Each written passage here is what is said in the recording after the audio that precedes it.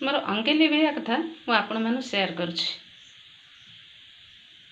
Perfect कथा जहा द्वारा मु निजे उपकृत होइछि आपण मानको कहूछि।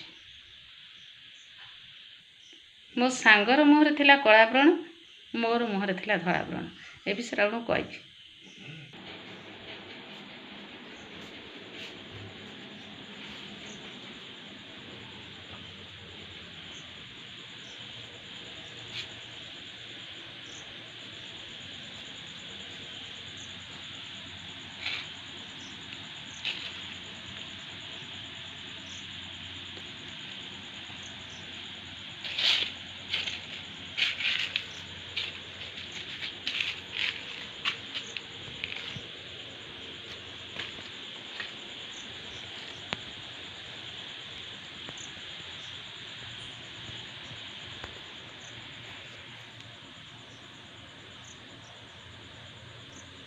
धला चंदन कठ किसी चंदन घोरी दिए ताको मुहरे लगाई दिए।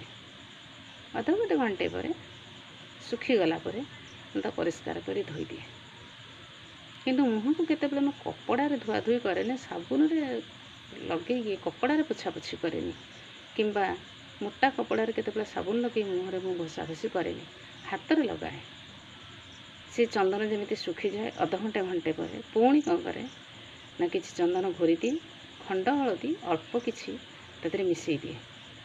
संध्या पूर्व से चंदन को मुहरे भल भाव लगे दिए।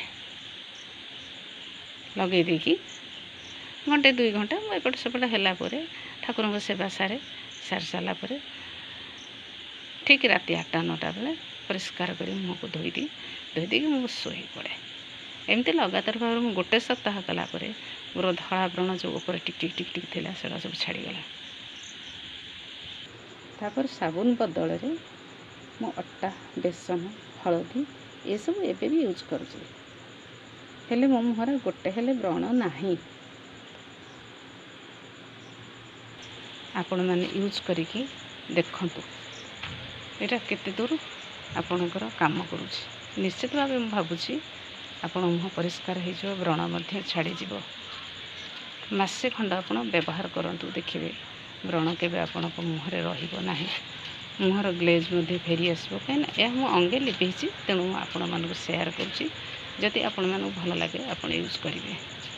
रही जय माँ बिरजा।